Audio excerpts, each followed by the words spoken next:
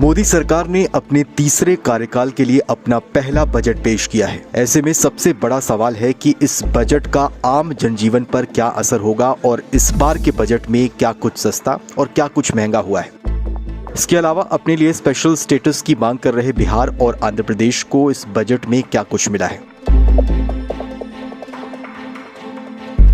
भारत में मैन्युफैक्चरिंग को बढ़ावा देने के लिए सरकार ने कस्टम ड्यूटी में कटौती का ऐलान किया है। ये कटौती मोबाइल फोन्स और कई दूसरे पार्ट्स पर की गई है। इसका इंडस्ट्री पर सकारात्मक प्रभाव पड़ेगा और इससे फोन्स की कीमत सस्ती हो सकती है। बजट 2024 में सरकार ने मोबाइल और एसेसरीज पर बेसिक कस्टम ड्यूटी को घटाकर 15% कर दिया है। वित्त मंत्री ने अपने बजट भाषण में कहा कि भारतीय मोबाइल इंडस्ट्री अब मैच्योर हो गई है। इसके साथ ही उन्होंने बेसिक कस्टम ड्यूटी को घटाने का ऐलान किया है। हालांकि एक तरफ मोबाइल फोन सस्ते होने की उम्मीद है तो वहीं दूसरी ओर रिचार्ज महंगा होने की उम्मीद जताई जा रही है। पीसीबीए पर ड्यूटी बढ़ने से टेलीकॉम इक्विपमेंट की कीमत में बढ़ोतरी हो सकती है। ऐसे में शॉर्ट टर्म के लिए टेलीकॉम कंपनियां एक बार फिर से रिचार्ज प्लान महंगे कर सकती हैं। इतना ही नहीं, 5G रोल आउट की स्पीड भी अब धीमी पड़ जाएगी।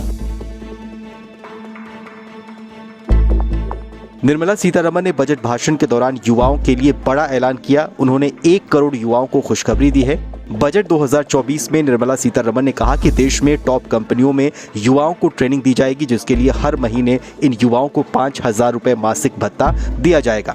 ये मासिक भत्ता प्रधानमंत्री इंटर्नशिप योजना के तहत 12 महीने तक के लिए होगा और युवा 12 महीने तक ही इन कंपनियों में इंटर्नशिप कर सकते हैं। हालांकि देश की टॉप कंपनियों को अगले 5 साल में 1 करोड़ युवाओं को ट्रेनिंग देनी होगी।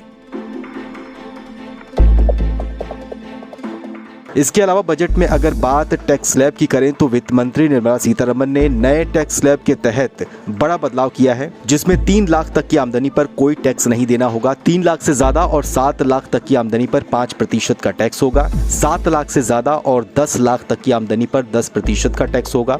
10 लाख से ज्यादा और 12 लाख तक की आमदनी पर 15% का टैक्स होगा। 12 लाख से ज्यादा और 15 लाख तक की आमदनी पर 20% का टैक्स होगा। तो वहीं 15 लाख से ज्यादा सालाना इनकम पर 30% का टैक्स देना होगा। देश में गोल्ड और सिल्वर के टैक्स में भी कटौती की गई है। इस कटौती के तहत देश की वित्त मंत्री निर्मला सीतारमण ने सोना और चांदी के इंपोर्ट ड्यूटी पर 6% की कटौती कर दी है। ऐसे में बजट में इस ऐलान का असर पहले दिन ही सोने के भाव पर देखने को मिला है। देश में सोना 3700 रुपए यानी 3700 रुपए सस्ता हो गया है।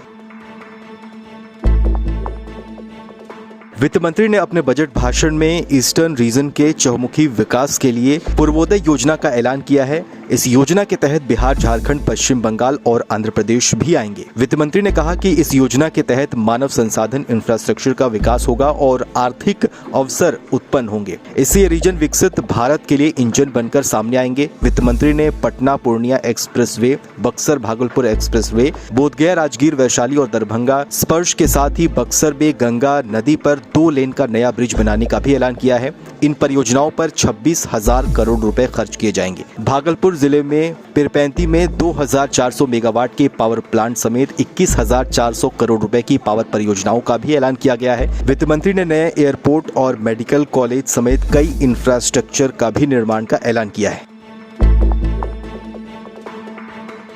युवाओं के रोजगार के लिए 2 लाख करोड़ रुपए की राशि 5 योजनाओं के लिए आवंटित की गई है। बजट में कृषि के लिए 1,52,000 करोड़ रुपए का ऐलान किया गया है। देश में उच्च शिक्षा के लिए 10 लाख रुपए तक के लोन की भी घोषणा की गई है। पीएम आवास योजना के तहत 3 करोड़ नए घर शहरी और ग्रामीण भारत में बनाने का लक्ष्य इस बार रखा गया है।